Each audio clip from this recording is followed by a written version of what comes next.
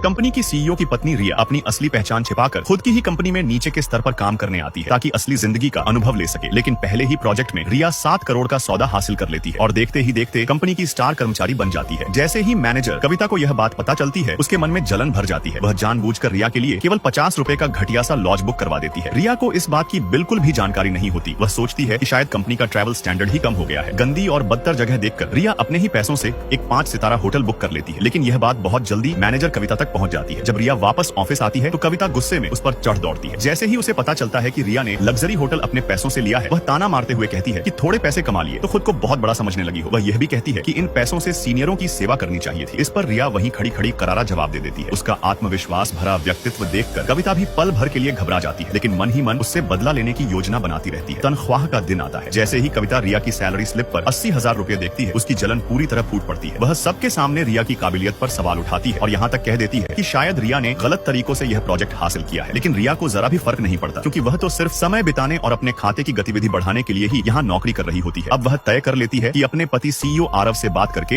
इस्तीफा दे देगी। उधर कविता को लगता है कि रिया आगे चलकर उसकी कुर्सी छीन लेगी। इसी डर में वह रिया को और ज्यादा परेशान करने लगती है, यहाँ तक कि उसके चरित्र पर सवाल उठाकर हाथ उठाने की कोशिश करती है। तभी सीईओ का सचिव समय पर आकर स्थिति संभाल लेता है। फिर भी कविता को अभी तक मामले की गंभीरता का एहसास नहीं होता। वह घमंड में कहती है कि उसने सीईओ को शिकायत भेज दी है और जो भी उसके खिलाफ जाएगा उसे कंपनी से निकाल दिया जाएगा। इसी दौरान सचिव पूरे सम्मान के साथ रिया को कार की चाबियां देता है। ये चाबियां उसके पति आरव की तरफ से उपहार होती हैं। दुनिया की केवल 5 लिमिटेड एडिशन स्पोर्ट्स कारों में से एक। रिया का मूड तुरंत ठीक हो जाता है, लेकिन फिर भी वह इस्तीफा देने की बात करती है, क्योंकि उसे ऑफिस की राजनीति बिल्कुल भी पसंद नहीं आती। जब रिया अपने डेस्क पर वापस जाती है तो देखती है कि उसका सारा सामान हटा दिया गया है। कविता घमंड से आकर बताती है कि सब कुछ बेच दिया गया है। अपने महंगे ब्रांडेड बैग और लैपटॉप को कबाड़ में बिकता देखकर रिया गुस्से में पुलिस को फोन करने ही वाली होती है। तभी नीचे से सुरक्षा गार्ड आकर बताता है कि रिया की स्पोर्ट्स कार पर किसी ने पेंट फेंक दिया है। रिया बिना कुछ सोचे तुरंत नीचे दौड़ती है। पीछे पीछे तमाशा देखने के लिए कविता भी आ जाती है। कार पर लिखे शब्द देखकर कविता फिर से रिया का अपमान करने लगती है। इस बार रिया का सब्र पूरी तरह टूट जाता है। वह सबके सामने कह देती है कि यह कार उसके पति की तरफ से दिया गया तोहफा है। ऑफिस में मौजूद सभी लोग हैरान रह जाते हैं और कविता की परेशानी बढ़ जाती है। तभी फाइनेंस मैनेजर राहुल वहां पहुंचता है, जो कविता का पुराना प्रेमी होता है। वह हीरो बनने की कोशिश करता है और उल्टा रिया पर आरोप लगाते हुए कहता है कि आजकल के गरीब नए नए ग्रेजुएट कैसे सीईओ की पत्नी हो सकते हैं। यह सुनकर रिया का गुस्सा और भड़क जाता है। वह कहती है कि राहुल ने